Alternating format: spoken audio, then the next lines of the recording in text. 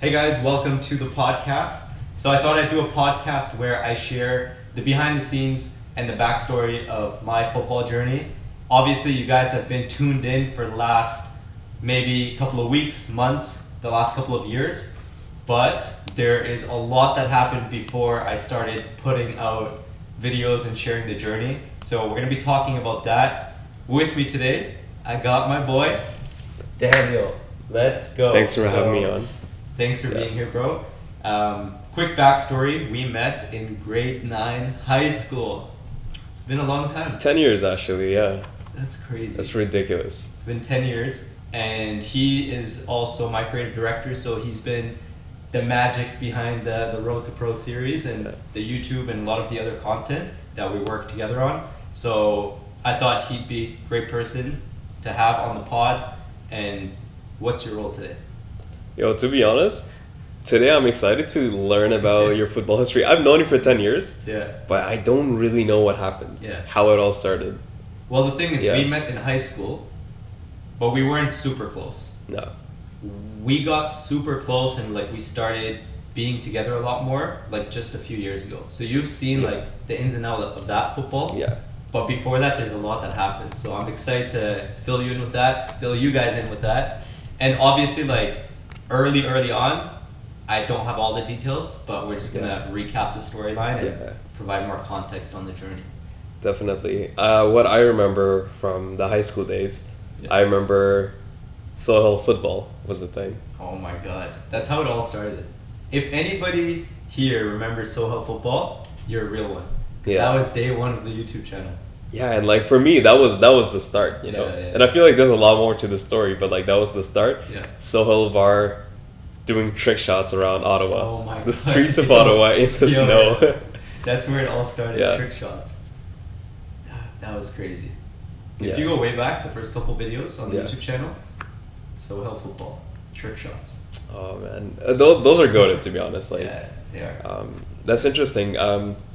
When did you arrive in Canada?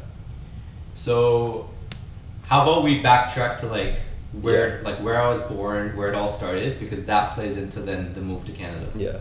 Okay. So I think this is what a lot of people don't know. So this sets the baseline for everything. I was born in Vienna, Austria. Beautiful city. In Europe. Yeah. Below Germany, beautiful city, great country. So my parents are actually Iranian, and they were born in Iran, and then they moved to Austria. That's where I was born, and then we ended up making the move to Canada. But actually from 0 to about 8-9 years old, I was in Vienna, Austria. So 0 to 9 years old, Vienna, Austria. What language did they speak over there? Take a guess. I want to say so very close to German, but Austrian. It's German. Okay. But with a different accent. I was gonna ask you to display an accent difference for me, but I could not tell. You want me to speak a little bit of German? Actually, yeah. Tell me where you went to high school in or elementary school in. Well, let me just do the.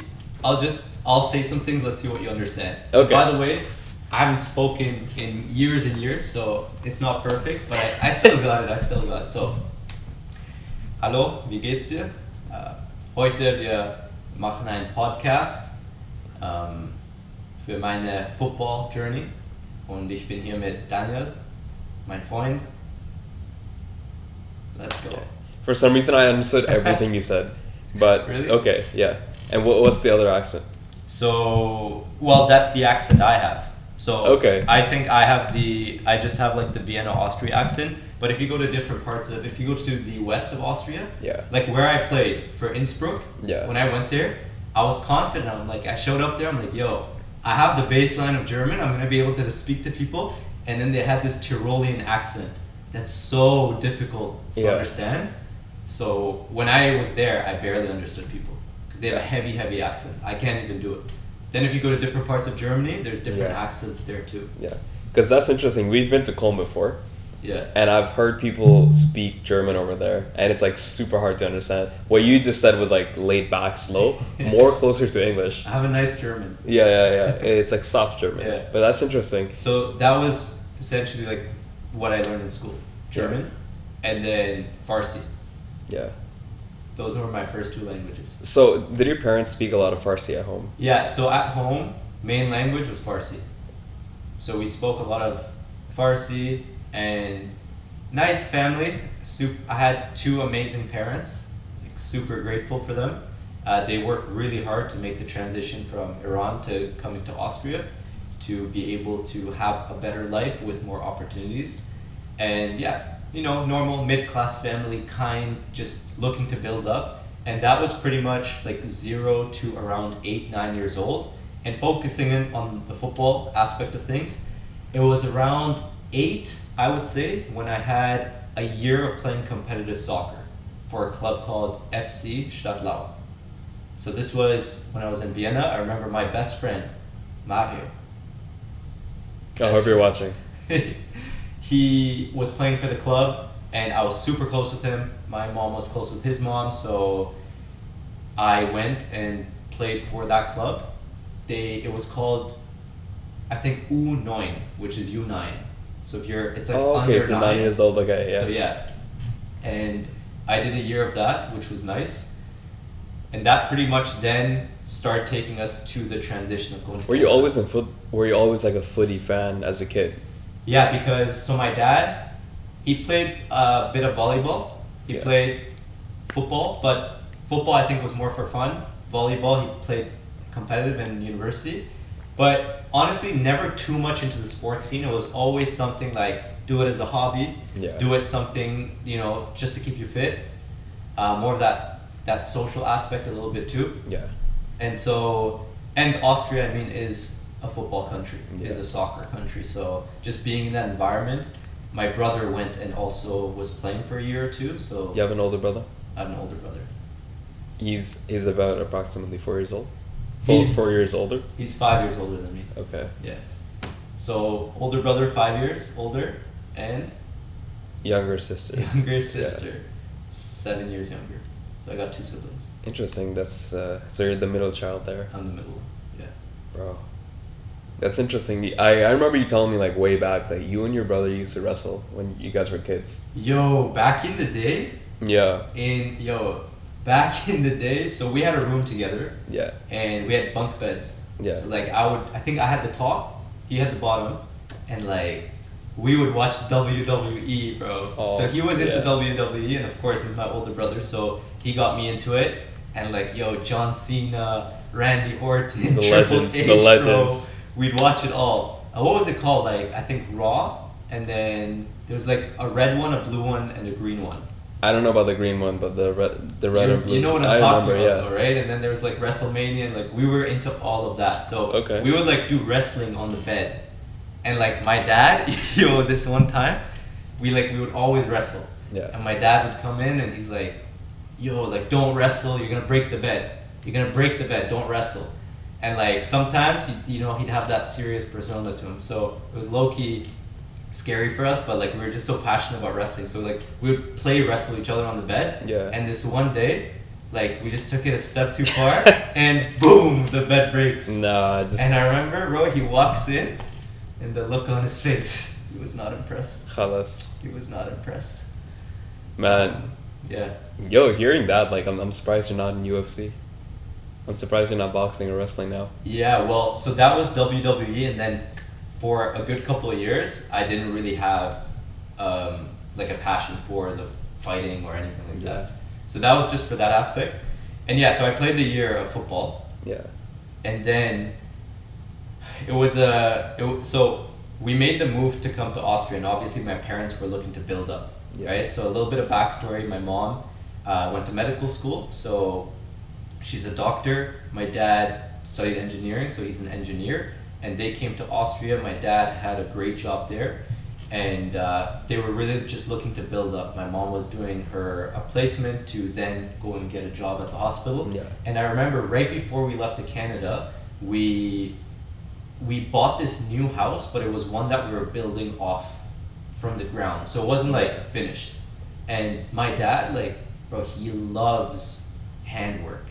Like, he knows how to do everything. Bro, that's a typical Middle Eastern dad. Like, so when you give him a project, like, build up this house, I remember right before we came to Canada, like we'd be in that house, we'd have like a little an oven thing set up. It was like construction all around. We'd put potatoes, and like my brother and me, we would help him just like build up the house. And so we were building up the house, and I think at that point was when my uncle was already in Canada. So that's when the idea of moving to Canada came up. The reason behind it was two main things. One, go there and have better education and have better opportunities for the kids. And two, just go there and get good jobs and be able to build up. So essentially, like, that's when we made the transition to move to Canada. It was around 8-9 years old. And can I ask, like, why did you guys decide to move to Canada while you were building the house and building in Austria? What made you want to go to Ottawa, Canada? So I think it really was, number one, my mom's brother was already there, so my uncle was there. So we had that connection. And two, the education aspect, like my parents wanted to move there for us to have better education because they're huge on education, going to university, getting a good education. And then also they saw an opportunity for them to go there and advance their careers as being a doctor and an engineer. So that was the reason behind why we made the move. And there was a little bit of friction between my mom and dad in terms of wanting to make the move, and that's a whole nother conversation, but essentially the move ended up being made. And fun fact, my way to Canada on the plane, I had a broken leg. Okay, so you broke your leg before you went to Canada. So in Austria, what the hell did you do to break your leg? Take a guess. What do you think I did to break my leg? In Austria? Yeah. Oh, man. So was it a footy accident? It was not related to football. Oh, does it snow in Austria? There is snow. Like if you go to areas where there's mountains in the winter, like I'm gonna give it away if I say anything else. A ski trip. Yeah. So school trips were huge back then. So went on a school trip. Yeah. And so I think what happened. This was a long time ago, but I'm not sure if we. I think what happened is we went to Canada to check it out, came back for a couple weeks or months for a little bit, broke my leg, and then we went back. Something like that. But essentially, school trip. Yeah. So we're skiing. Last hill down of the ski trip, I think what happened was like I collided with another kid, lost my balance. Next thing you know, I'm on the ground. And like my leg is in pain. And I don't know what's happening. And then like the ski teacher's rushing to me. Next thing you know, they have me in like this package, and there's like one of those snowmobiles just like jetting me down the hill, bro. And I'm like attached, I'm just going down. After that, I'm in a hospital, like emergency car. We're going to the hospital, and they do an X-ray, and I have a fractured tibia. How bad was the fracture? Are we looking at a complete fracture here? Complete fracture through the bone, yeah. So it was pretty bad. They had Which leg? Right one. Right leg. Okay. Yeah. Right leg. So they had to put a cast on it, and so then making that move to Canada, I remember like I was on the plane with a cast, and I was just on crutches. Like I was on crutches for months because of that broken leg. Yeah. And that's an interesting time. Did you miss like leaving your friends behind? Yeah, so this was something else. Obviously, if anybody's moved in the past when they were young, they can relate, right? Your friends are huge, and I did have some really good friends. So moving to Canada was definitely difficult because I was going to leave all my friends behind too. Yeah. And I didn't know the language. I didn't know English going to Canada, but the aspect of like leaving friends behind, I remember that was really difficult. Yeah. So then you add the fact that I had a broken leg, which actually there was a freak accident at a grocery store where like there was water on the ground. I slipped this one time and the leg break gets worse. So the bone, because it was a diagonal fracture, the bone actually slid down. Yeah. And there's a whole story to that. I was about to need surgery, but I didn't. It's a long story. We'll leave that for another time. Oh, I'm so interested. But think about it. Leaving friends behind, didn't know English, broken leg, at like 9, that was a difficult move to make. Yeah. But we made the move, and lovely family. My uncle and their family, amazing. You know, we were staying with them for the first while in Canada, and I was too young to realize like what my parents were going through. Yeah. You know, it's if you have parents who like have moved from one country to another and needed to like build up their life, that level of work and dedication is ridiculous, right? Like, as immigrants, you can relate to this. Bro, same page, yeah. Right, you know what that feels like. But when you were young, you're not fully aware of like what your parents really have to go through. You're just going through the motions of being a child, and you're wondering, okay, as a kid, I want to do this, but why isn't this happening? But then you later realize it's your parents are doing a lot, you know? And I'm interested, like, did you know English? Did your parents know English when you guys came to Canada? I think my mom and my dad knew a little bit of English. Yeah. But that was a struggle for them too. So they didn't know fluent English, so that was coming to Canada. Like, there was so much going on behind the scenes that I wasn't aware of. Like, they were working multiple jobs. They were trying to learn English. They were taking all the necessary tests to be able to get back into their jobs. Yeah. And imagine making that move twice. So you're making it from Iran to Austria, new life, building up, and now you're going from Austria to Canada. Yeah. So 2 times, you're like taking your whole life, everything you built up, and moving it to a new country. Yeah. So we came there. We stayed in Bayshore. Oh, you're a Bayshore boy, huh? Bayshore. Interesting. Bro. Before we move on, I'm curious. I have to take a guess. Yeah. It was your mom's decision to come to Canada, right? Yes, she was the one who was the main. She influenced the decision. And your dad was opposed. Yeah, at first, and then of course it was a collective decision to make it happen. Yeah. But we came. We were in Bayshore. First lived with my uncle for a little while, and then we got our own apartment. And we were just in one of those apartments right by Bayshore Mall. Yeah. And Bayshore had, back then, I'm not sure what it's like now, but it had a big immigrant community. It still does. Still does? Yeah. So I went to Bayshore Public School. So this is what happened, actually. When I first came for a little while, I went to John Young Elementary School. Yeah. And so this is what happened. We came to Canada, tested it out, then we had to go back to Austria. And I don't know the backstory, but then we came back to Canada. So the first time I went to John Young Elementary School. Yeah. And day 1 of grade 4, by the way, I skipped a grade coming to Canada. Yeah. Because the education system in Austria is different, which made it really difficult in terms of like subjects and all that. Yeah. But the first day of John Young Elementary School, I remember, I'm lining up, we're all lining up, right? And you have the list on the wall. And this kid turns around to me and says, "Hey, how are you?" And I remember I was just like, I didn't know what to say. And like, I just like turned to the side. I didn't know any English. First day of school? First day of school. Wow. So just to put things into perspective of like where I was as a kid, that was John Young. But then when we came to Bayshore and like finalized the move to Canada, I went to Bayshore Public School. Yeah. And to be honest, having that immigrant community really helped. Yeah. Because kids know how it is to be like a newcomer to a country like that. So there was a lot of like mutual connection there. And I made some great friends in Bayshore. So I went to Bayshore Public School, and I went to the ESL program. You know what that is? I feel like I do, but what is it? English as a second language. Did you have to do that? No, I didn't. When you came? I passed my IELTS test before I came. So it was like, for me, my English was like, I didn't need to do it. Okay, I see. So I was in ESL, which meant like I had to do... Interesting.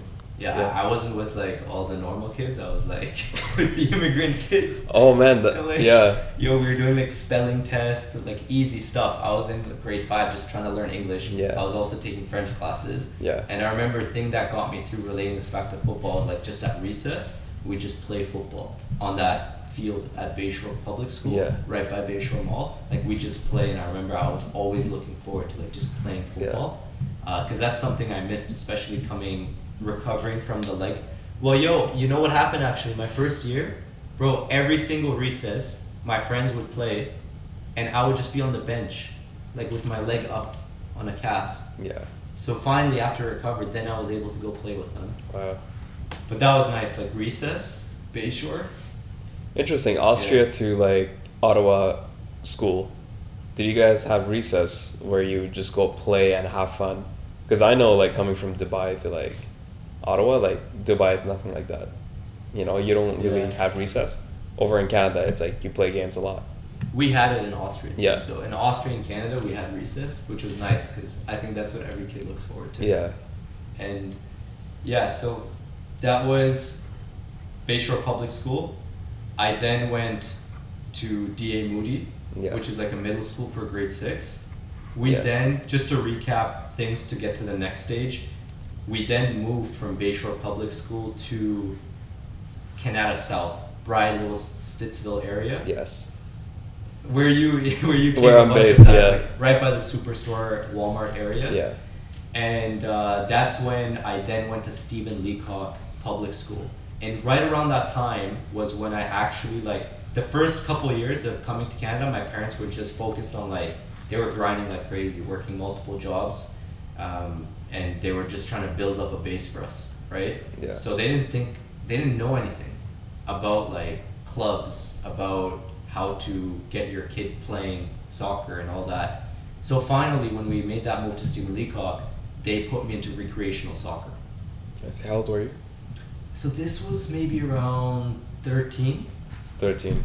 I don't exactly remember it, but it was recreational soccer, like house league soccer. So this is like just for fun. Yeah. Like you pay and you get the kit and you're playing like once a week. And it was fun. Like it was really fun for me. I remember like I was on the field and I would just like dribble past kids, and that was a good time. So that was Stephen Leacock Middle School. Yeah. Which, by the way, was a nice school, good group of friends that I made there. And then in grade 8... Yeah, before this, playing once a week, were you a competitive player? Or did you just play for fun? I just played for fun.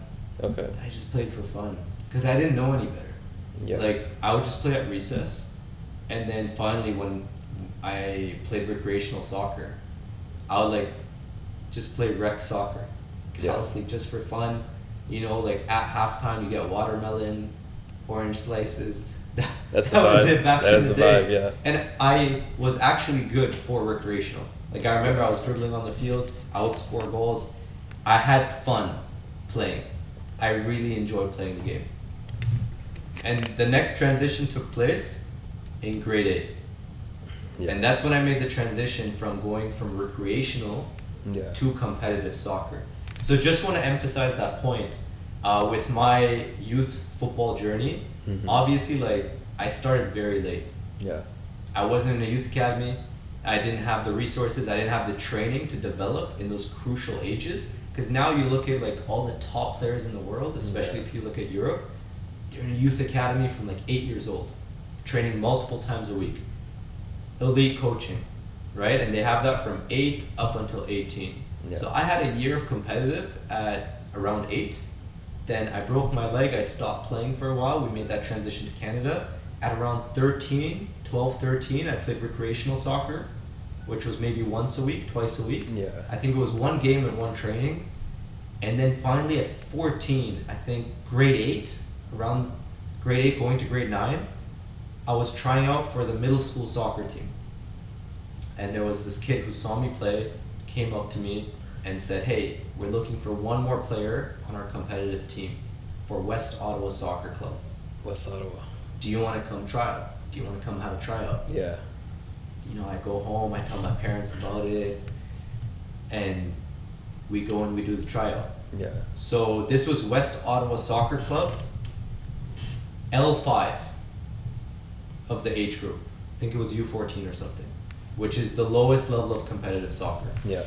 I went out to the tryout, and I guess I did well, and I was able to be on that team. And that was the first time I was playing competitive soccer in Canada. Yeah. Interesting. At that time period of life, how much football would you follow? Were you like a footy fan? Was I a footy fan? Good question. I think I would follow like Champions League. Yeah. I would follow, my team was always Bayern and it still is. So I'd follow like Bayern playing. My brother, big football fan, so I'm sure like we used to watch games together. I played FIFA with him. Yeah. So he was like in the gaming scene, right? So FIFA, we also played Black Ops, surprisingly. Like, yo, Call of Duty, huge gamer. He played, so I used to play like multiple hours we would play. But FIFA, we would do, and then I think I also watched games with him. Yeah. So then I go and play competitive. In my first year, I actually did decent. Like, I think I was fitting into the team, which was good, right? Your first year playing competitive.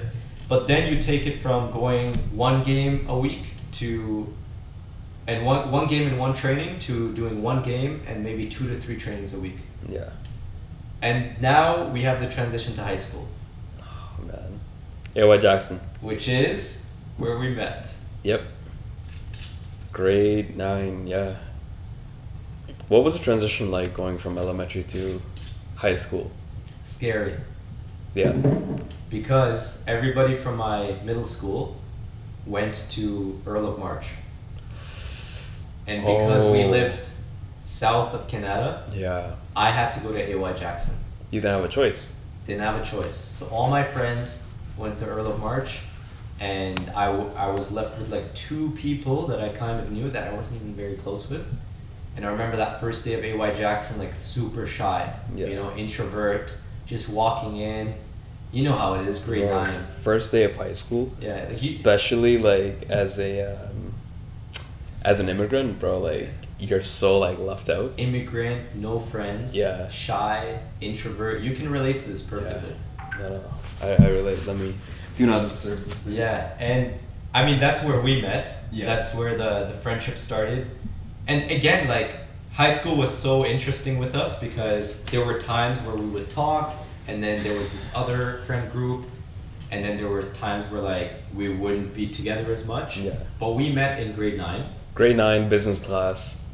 Literally, we're having a test. Share the story. Mr. Hugenrad, was it? Mr. Hugenrad. Mr. Hugenrad, our business teacher, best business teacher out there, you know?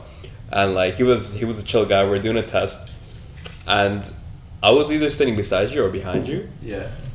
And we were doing a test, and I don't know what happened. It came to a point where we started talking, and we were asking each other like, "Yo, what did you put down on this paper for this answer?" Yeah.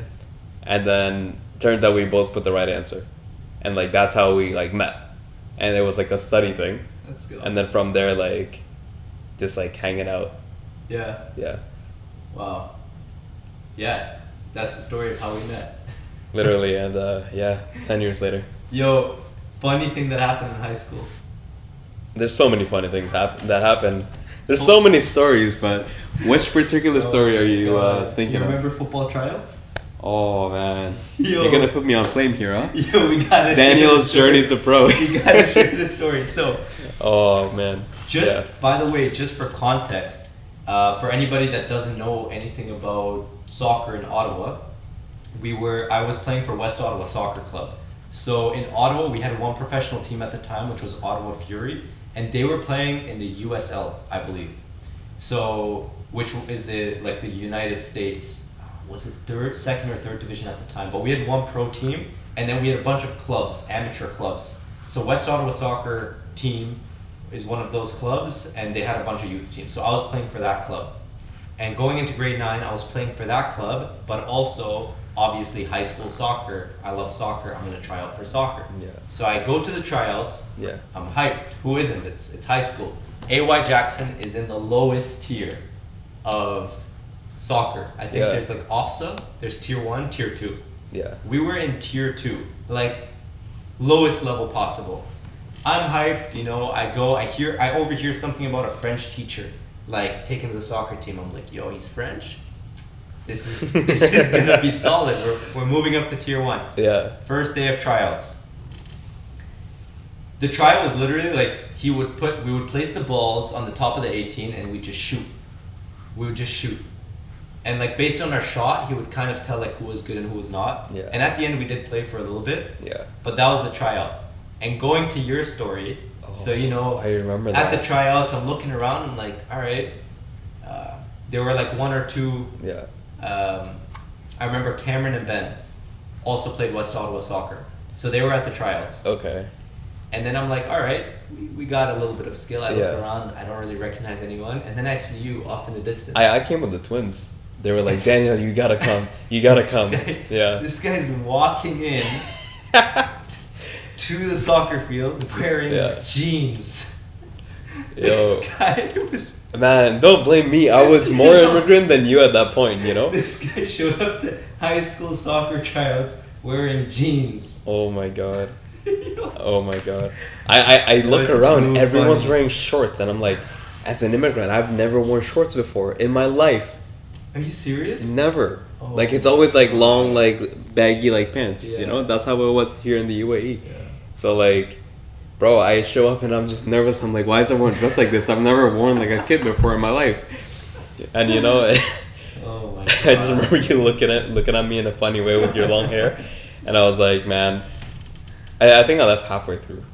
Did you? Yeah, I'm pretty sure I did. I was like... Was it that bad you had to leave? I think the trials were like 2 days, right? Yeah. It was a couple of days, and like first day I stayed the whole day, I was like, what is this? And second day I left halfway through, I was like, khalas. What did you think of the level? Bro, for me, like... Me not playing football ever, I was a fan of football. I would like watch football like every now and then, like consistently, and my dad loved football too. But like I've never like actually played, you know. So coming in, I could tell a lot of the kids there, they were like kind of at my level. Yeah. Maybe a little bit more skill, you know. And then there were kids like you guys. Like when I saw you guys, I was like, yo, these guys are like next level. Holy shit, they know how to do this and that. Like, how do they move their legs around, you know? Yeah. I think there was like a mix of levels, to be honest. Yeah. That provides good context to what the level was, because it was me, Ben, and Cameron. We were like the best players on the team, but we were average for our age in terms of competitive soccer. So the rest of the team was just bad. It was just bad. Yeah, it was. And anyways, that season we don't even finish in like the top half of the table. It was a write-off. But I played West Ottawa soccer again. So I played another year of competitive soccer. And I think that's when I made the move up to L3. So L5 going to L3 meant I'm playing one level higher. So this is grade 10? This is when I'm starting to take it more serious, right? I'm doing individual training. I would go before school, believe it or not, even when there was snow. Like school would start at, I remember it was like 7 at some years, and then it was 8, they changed it. But I would always go an hour before, like super early. I would go to the field, train, set up cones, zigzag pattern, just dribble around the cones, try and improve. And then I would go after school. And even at nighttime, like I would go to the Bridlewood Park. There were 2 fields, fence in between, go turn on the lights, and just train. And that's what helped me make that move up. Like, because I never had that youth development as a football player, what got me to move up was always putting in extra work. Solo training, individual training, just going out to the field by myself. And that takes a lot of discipline to be able to just go out to the field with the ball, cones, and you're just out there training. The amount of times I did that and just going through the cones, that's what helped me improve my dribbling. Oh, that's crazy. No one in high school, like as a kid, like no one wants to do that. No one wants to, especially by themselves. Like they want to stay at home, play video games, you know? Yeah, and I think around that age was when I really had the dream hit of I want to be a professional soccer player. Yeah. So obviously as a kid, like you always have the dream, like pro soccer player. I think every kid. Yeah. If you played soccer, like every kid has had that thought. Yeah. But it got serious. At grade 9, grade 10, I'm like, I really want to do this. I'm really committed to this. And at that age, of course, I didn't know what it took. Yeah. So in my mind, I'm like, okay, I'm just going to train. I'm just going to train intensely. I'm going to improve, keep working up. And when I come out of high school, I'm going to go play for an MLS academy, then sign to the MLS first team, and boom, then I go to Europe. Right? So I had this picture in my mind, but I had no idea how behind I was. Bro, I remember like on multiple occasions you would tell me like, bro, I'm gonna play for Real Madrid one day. Watch. And that's the thing, right? Like as a kid, you don't really know what it takes, especially being in Canada, where the development is so far behind. Yeah. So grade 10, I'm playing West Ottawa Soccer Club. Grade 11, I'm playing West Ottawa Soccer Club. When did you start solo football? This was around grade 9, grade 10. Okay. Yeah. And the inspiration behind that was I would watch YouTube videos, and I think I would watch Free Kickers.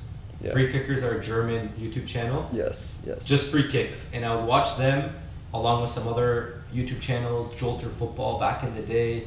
And that inspired me to go. I remember we were at Costco, and I asked my mom, like, can I please buy a camera? And we went and we picked up the cheapest camera. It was a camcorder, and I just started making videos. Wow. Made the channel, Soheil Football, and I just started making videos. Started with tutorial videos. We did the trick shots, and did some challenge videos, a lot of cringe videos. If you go back, maybe you can spot some of those videos. We got to do a video reacting to those videos soon. We have to. But that's pretty much like just some context around me in high school. Yeah. Super shy, introvert. I had like a small, maybe 2, 3, 4 people that I would talk to, but my things were academics and football. Yeah. Like football gave me identity. Playing soccer gave me identity. And the other thing was just doing good in school, because my parents, they really valued education. So I would, and just to backtrack, when I first came to Canada, by the way, I would get C's.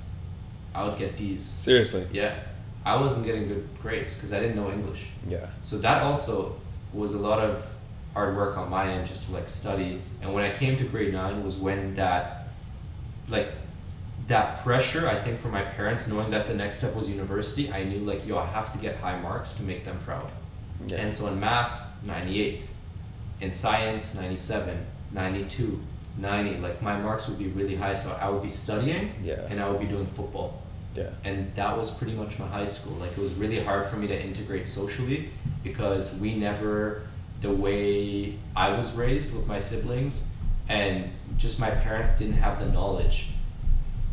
We never adapted to like the Western way of doing things, something that you can relate to, and I'm sure like any other immigrant kid can relate to growing up. So didn't talk about girls, didn't talk about drinking, drugs, any of that. It was just like football, academics, wasn't social, wasn't taught any of the skills of being social, so I was very shy.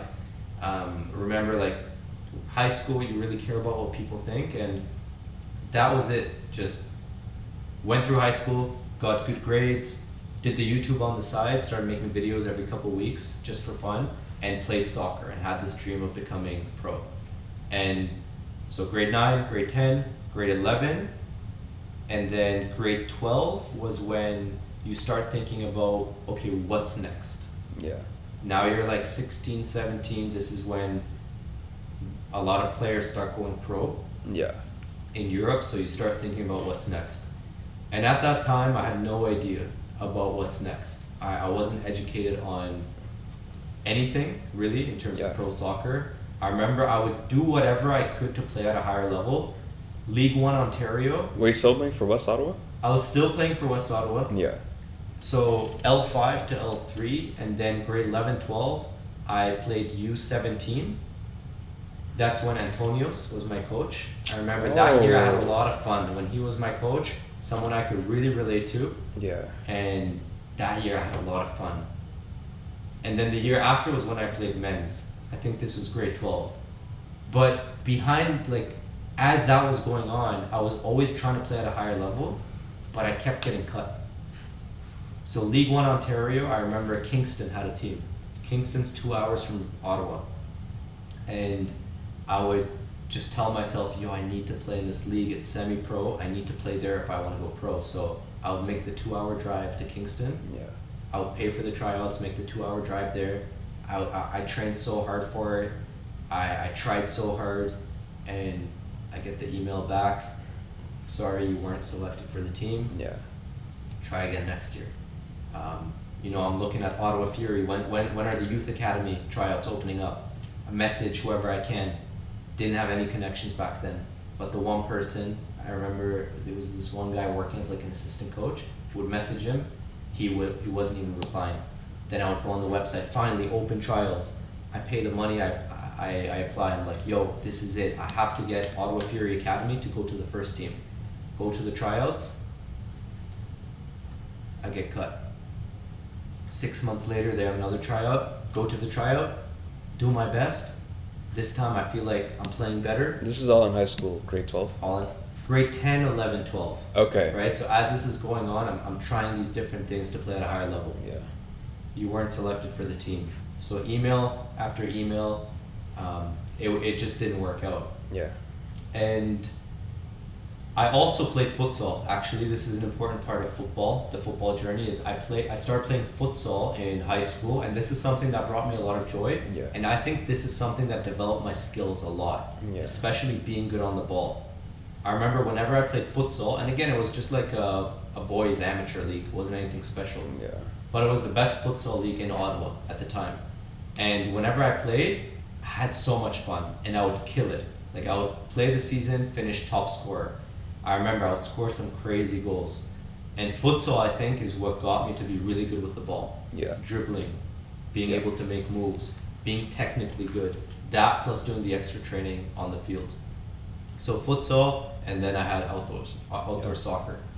And before you advance, I'm curious, what kind of player would you say you were around that time period? So main attributes, really, dribbling. Yeah. And being able to finish. Like, I remember I would play as a winger or as a center attacking mid. Yeah. So I would play as a left or right winger, mainly left, and then I would play as a center attacking mid at times. And I would just love getting the ball, dribbling past a player or two, and just either shooting or making a play, being a playmaker. So I would say that's the type of player I was. What I didn't realize I was missing at that time, also because I wasn't playing at the highest level, was the speed of play and the decision making. And it was just out of my control. It's because I started playing football so late. Yeah. And that ability to just get the ball and one touch, speed of play, move it quick, it wasn't there. I did have some great things, but at the same time there was a lot missing. And this is what I went on to discover now in the last 3, 4, 5 years, which is so much more that we can get into. Yeah. But approaching grade 12, I'm like, yo, what's the next move? And I didn't know anything about like going pro. So I remember at the time I was playing futsal with Danny and Jeremy, and they were playing for Ottawa South United. So OSU had the better youth team back then. Still have fantastic youth teams, I'm sure. But back then they played for their youth team, and they used to be like the best in the age group. So I played futsal with them, and they told me like, we're gonna go to Carleton next year, Carleton University. So then I'm like, okay, I knew education was really important for my parents. I knew I needed to go to university, but at the same time, I wanted to go and play pro soccer. So my decision making of going to university was it didn't make sense. Like, I didn't have the full picture. I was focused on this little thing, and that's what made me make my decision. So grade 12, I'm still getting really high marks. Yeah. I was silver medalist, like 90 plus average in high school. Yeah. And so I'm applying to like all the top schools. I would research what schools have the best soccer team, because university soccer in Canada is big, just like in the States. Obviously D1 in the States is the top level, but in Canada, I think now it's called U Sports. But back then, Carleton was in that top league too. And I applied to Carleton University, University of Ottawa, Ryerson University, University of Toronto, and Queen's University. And 4 of those schools, all besides University of Ottawa, were in that top league with solid soccer teams. And that's how I made my decision. I applied for biomedical sciences, by the way. I remember that, yeah. And the reason behind that is because my mom is a doctor, so I think just having that thought process of she wants me to go on and become a doctor was in my mind. Yeah. So I'm like, okay, biomedical sciences, and then I'll go to med school. Yeah. So I applied to biomedical sciences for these schools, but I have no idea how to get to the actual soccer team, and I didn't know how good the level was and how behind I was. Yeah. So Danny and Jeremy tell me, yo, they're doing the winter training. Yeah. This is grade 12 leading up to, so this is 2016. Yeah. Okay? And you've graduated now. So This is, let's say, January of 2016. Yeah. June of 2016 is when I graduated grade 12. Yeah. Okay, so I applied, I got the acceptance from all the universities. Yeah. And now I'm thinking, how can I get on the soccer team? Mm-hmm. So financially, the reason I decided to go to Carleton University, which is in Ottawa, where our house was, is because of financial reasons, like not being able to go live on a campus somewhere else. So it was between Carleton and University of Ottawa, and University of Ottawa didn't have that soccer team in the highest division. So my choice was like Carleton University. Again, didn't really know anything about the school or any of that. I asked them at the start of 2016, and I find out that they're already training with the Carleton Ravens in their winter training. So the university league starts in the fall. Okay, it's like a 3-month season. Mm-hmm. And I found out that they're training. So I'm like, I have to get out to training with the Carleton Ravens. Because if I just go to the open tryout in August, no one gets selected from the open tryouts. Yeah. So I find the contact of the coach, email him. It was Sandy. And Kwesi was assistant, but that summer was the transition where Kwesi went on to become head coach. Email Sandy, no response. A week goes by. Email him again, no response. Another 2 weeks go by. Email him again, try and reformat the email. Finally, I get a response. Says something along the lines of, come to the open tryout in the summer. And I'm like, if I go to the open tryout, there's no way I'm going to be making the team. So I email him again. I'm like, I'm super persistent. Carleton is really the school I want to go to. Is there any way I can just come out to one training session to showcase myself? And I was actually looking at this right before we pressed record. He got back to me. This is all he said. Read it up. Tuesday 2nd, February 4 p.m. So I'm persistent. I'm emailing him so much. Finally, I get this response, which essentially is like, come out to this session. All he said, Tuesday, 2nd February, 4 p.m. That's when they were training. Yeah. That was my shot. So I find out where they train at the field house, and I show up. I train with them.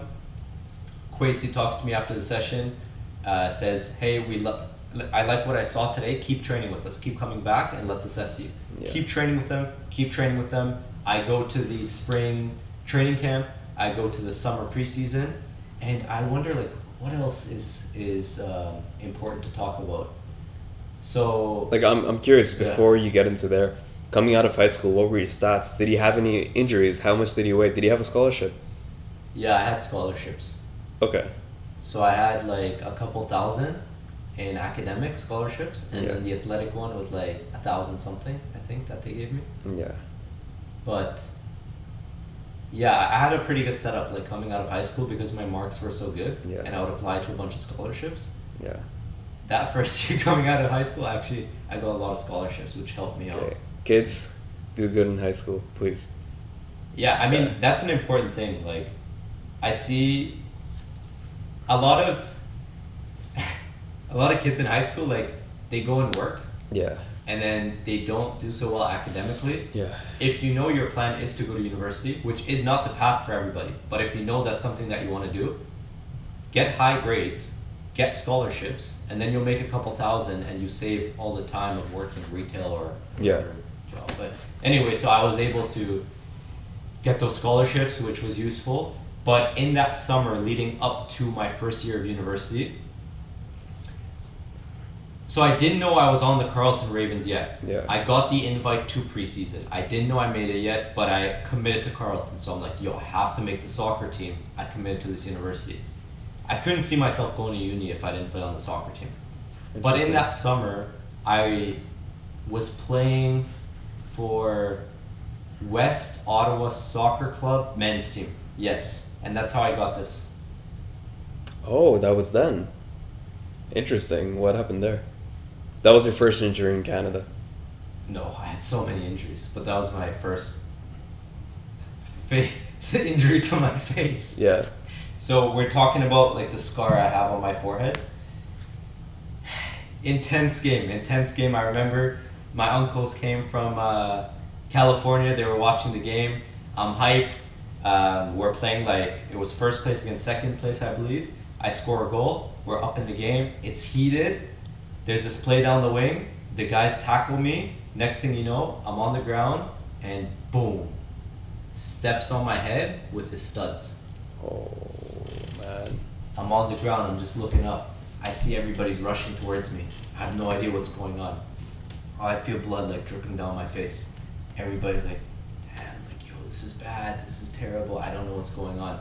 Next thing you know, this parent comes, so grateful for them. Bandages up my head. My brother, like, yo, he's so caring. Yeah. To such a unique level, it's difficult to explain. But I just remember my brother's in the car, my dad's in the car. We're rushing to the hospital. He's like just going through the red lights, honking. We're going to the hospital, and next thing you know, like I had a cut across my forehead. I go there and they needed to stitch it up. How deep was it? Yo, this specific line I remember. I was on the ground, someone walks over and says, I've never seen a cut that deep in my life before. Damn. That's how deep it was. Damn. So that was the summer before I went to university. But that was a setback because I couldn't train for a couple of weeks. Yeah. Then finally it started to heal. And that summer I'm like, yo, I need to train intensely. For context, I was pretty skinny in high school. I would start to hit the gym, but I didn't really know what I was doing. I would watch, like, I had a lot of discipline. I would go on YouTube, I would watch like workout videos, and I would watch Athlete X. I would watch and Athlete six-pack X. shortcuts.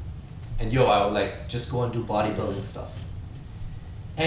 But I was still skinny. Like I would start to build a little bit of muscle, but skinny frame, didn't know much about diet. And again, like I have a high metabolism, which made things more difficult.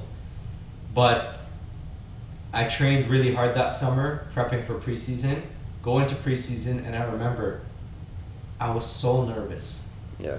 Right? I didn't know if I was going to make the team. I'm going there, you have seniors. Yeah. Anybody who's been through university or college soccer knows that feeling of showing up as a rookie. And I wasn't even on the team yet, so I'm showing up, I see these seniors, I'm antisocial, like, still shy, introverted. Describe to me, like, what these guys look like. Tall, big, how much did they weigh? Big. Carleton Ravens were known for their physicality. Yeah. Big players, strong, physical. I get there, I'm looking around, like, all these guys are big. In my mind, I'm like, damn. And you got a Persian, how much did he weigh? 134 pounds. 134? Coming out of high school. Damn. 134 pounds. And I remember I was so nervous. Yeah. I was always nervous. Like, that time was when a transition took place in my football career where I didn't have confidence. And I would go to these sessions. I wasn't close with anybody really except my two friends. They were still trying to make the team as well, but they were more advanced than I was.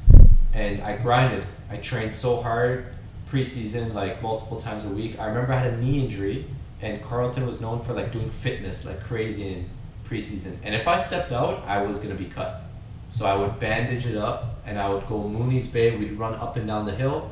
Then we'd go to the sand. We'd do runs back and down. Yeah. And my knee was hurting like crazy. I had tendonitis. It was the first time I had tendonitis on it, and I would just like train on it, train on it, just to be able to make it. And preseason goes on until the last day of preseason. The final roster is made, and I make the final spot of the roster on Carleton Ravens. And the next coming months of the journey were some of the most difficult months of the journey. Yeah. And I think that's where we're going to leave off part one. Ooh. There was so much in that story. That's all I'm going to say is like building up to then my first year of university, some of the most difficult months of my life mentally. It was hard. It was really hard. I'm going to leave that for the next episode, but hints of depression, having no friends in university, being nervous, constant anxiety. Yeah. That's the next phase, which again is a whole nother discussion. Man, that's wild. Do you think just if you were in an academy as a kid, you know, you started early, do you think the high school phase would have looked a lot different? 100%. And good thing that you brought that up, because when I went to university, I would go on the roster and I would start to like look up some of these players, right? Some of the second years, third years, fourth years. And I would look at them and I'm like, yo, this guy was on Ottawa Fury Academy when I was trying to make it. Because when I was going to the Ottawa Fury Academy tryouts, I would like look at the current team and I'd be like, okay, this guy, he's the best in the city. He's the best midfielder. Okay, this guy's a really good winger. I would look at those players, and then when I was about to go to university, I would see those players on the roster. So everybody who played for Carleton Ravens, best team, best football in Ottawa after the professional team that we had, which was Ottawa Fury, that now doesn't exist anymore. To your question, if I played youth academy, would I have been better off in high school and leading up to university? 100%. Essentially, that's the path that everybody on that team had that I didn't have. And that's the thing. If I started at 8 but was consistent, like playing at 9, at 10, at 11, at 12, playing in a high youth academy, I for sure would have been at a higher level at those ages in high school. But I do think there is something special in the story that I had, which was starting so late, having so many different setbacks. Yeah. That built up a lot of the drive, a lot of the persistence, a lot of the discipline that I currently have. Yeah. That keeps me going. Even when I fail, even when things don't work out, that keeps me going. Even when I'm 23 and people are looking from the outside and telling me to quit, telling me to go focus on something else. That youth that I had, that's a lot of the fuel. You know, one thing I know about you for sure, no matter what situation, you love the underdog vibe. You love being the underdog because you know the punishment makes the reward so much better. Man. What do you think of like hearing that story of, you know, the first couple of years to then the end of high school, which is what we talked about? Yo, you know, when I met you in high school, I thought you were like a serious player. You know, everyone would talk about you. Oh, Soheil, you know, he's like the top football player. Mm-hmm. You know, top footy, top soccer. But listening to this, I'm realizing like the high school phase, like early high school. Yeah. You were really just like playing for fun. It wasn't like serious. And it goes to show me how late like you really got into like this whole like. And just to your point, scene. like everybody's saying like Soheil's so good. Yeah. The environment is AY Jackson, Yeah. Tier 2 school, which is this compared to like the city of Ottawa. Yes. Which is this compared to Ontario, which is this compared to Canada. Yeah. So. Yeah, so now you're realizing like where I was actually at level wise. Yeah. Skill wise. Yeah. No, comparing that to like then and now, it's like whoa, you know? Yeah. That's that's a good insight. There's a lot of players that I grew up with when I was 14, 15, 16 who I would look up to at those ages because they were talked about. Like in every city, in your city, you know there's like a couple players everybody talks about, and those are the key players in the city, best players in the city for that age group. Those are the players like I would look up to and I'd be like, yo, I want to be that good. And as the years went on, I started catching up. And then one person started quitting. The next person started quitting. As soon as they hit setbacks, as soon as one thing didn't work out for them. But I kept going. And by no means am I an amazing player, or I wasn't one of the best players in my youth. But what I had was this dedication and this drive to just train and train on my own and try and get better. So during those years, it was for me, I was just trying to catch up. I was trying to put in the work, but I wasn't that good. Yo, I can imagine, and like, yo, I feel like a lot of kids out there, and even you, especially you, like, I feel like your parents weren't too fond of like pursuing football and taking it that seriously compared to studies, school. And yo, that's a big thing, right? So we need to do a podcast talking about family. Yeah. And talking, because this is one where you can chime into as well, right? Because you can relate to that aspect where like there's no value placed on athletics, on sports, on soccer. And yo, there's a big difference when your parents support you in sports and when they want you to excel. There's a huge difference, and my parents are amazing. Amazing. I love my dad, I love my mom. They did so much for us in life, and I'll forever be grateful. On the category of sports, and it's just because the way they were raised, and also think about like, yo, they're fighting, moving to another country. Why would anybody think about like soccer? That's such a privileged thing to think about. Like, you're thinking about getting a job, making money, and trying to put food on the table for your kids every single night. But that's the thing, like, I didn't have that support on the football, on the soccer. So that was a difficult thing for me mentally too, is knowing that I had conflict with my parents growing up because I wanted to pursue it seriously, and they just wanted me to just focus on school, focus on the academic path, and they weren't in the scene, so I didn't have any football connections. A lot of parents, like, they help their kids out, right, with who they know, and I didn't know anybody because my parents didn't know anybody, and that's that. Now they're more open and they're more chill about it, but it was difficult. It's difficult being in a space where you're pursuing something with so much hard work because it's your passion, but your parents aren't fully on board with it. Parents, they'd even just consider the environment, you know, like just being in Ottawa, Canada, just the high school, everything just it really looks like, if you zoom out, like everything's stacked against you. Exactly. Well, that's because also youth, screw youth, like soccer in Ottawa compared to football in Europe, already at a huge disadvantage if you are in Ottawa. So that's it. Any questions that come to your mind? If we're specifically focused on the timeline of, and let's recap it with a football lens here. If we're focused on, like, you know, from the start to the end of high school, does anything come to mind? The only thing that I keep thinking of is, like, for example, you have dealt with injuries recently.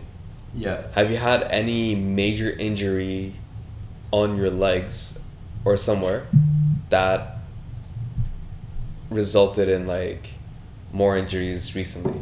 For example, groin or patellar tendonitis, or like the ankle, like. So if we're talking about up until the end of high school, the main injuries I had was, so this one, which is bad. I had maybe 1 or 2 knee injuries, but it was never an ACL or an MCL. So I've never needed to do surgery, thank God. Grateful for that. But I have had some serious knee injuries where I was out for maybe 2 months. Maybe it was like a grade 1 or a grade 2 tear or a sprain.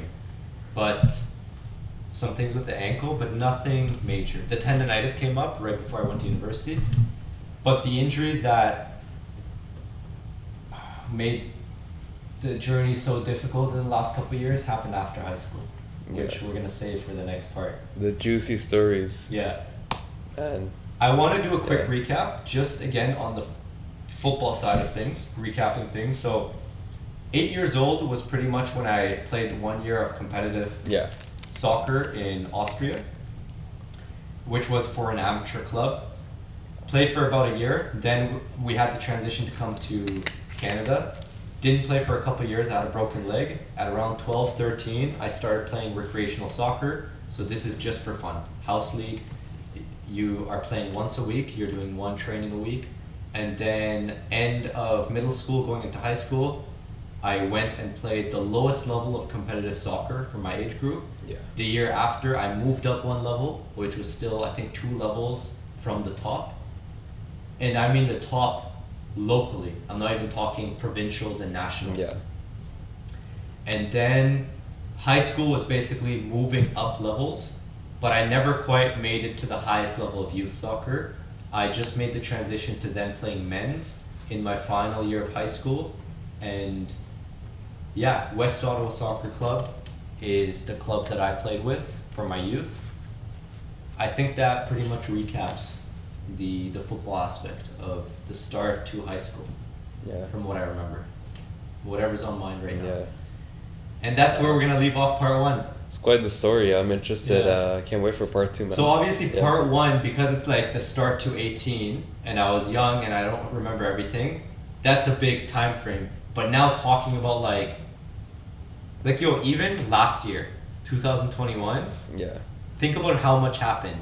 That year in itself can be multiple podcasts. These recent years, they're loaded. So I think the next one is going to be like maybe university, or even like 1 year, 2017, 2018. Ooh. And then I'm excited to get into the different parts because it's going to provide a lot of context and a lot of the backstory as to how things developed. Yeah. A lot of the things that people haven't seen before I started documenting on YouTube and on TikTok specifically is where I really document the daily stuff.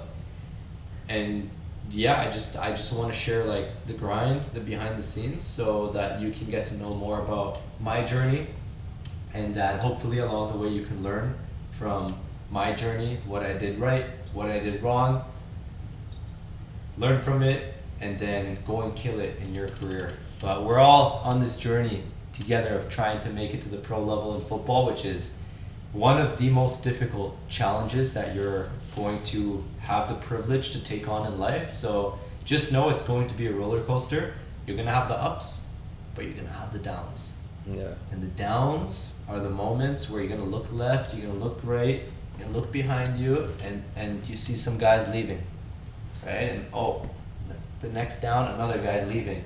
And as the journey goes on, the friends you had a couple years ago, the players you played with, they're not on the journey with you anymore because they gave up when things got hard. It becomes lonely and lonelier.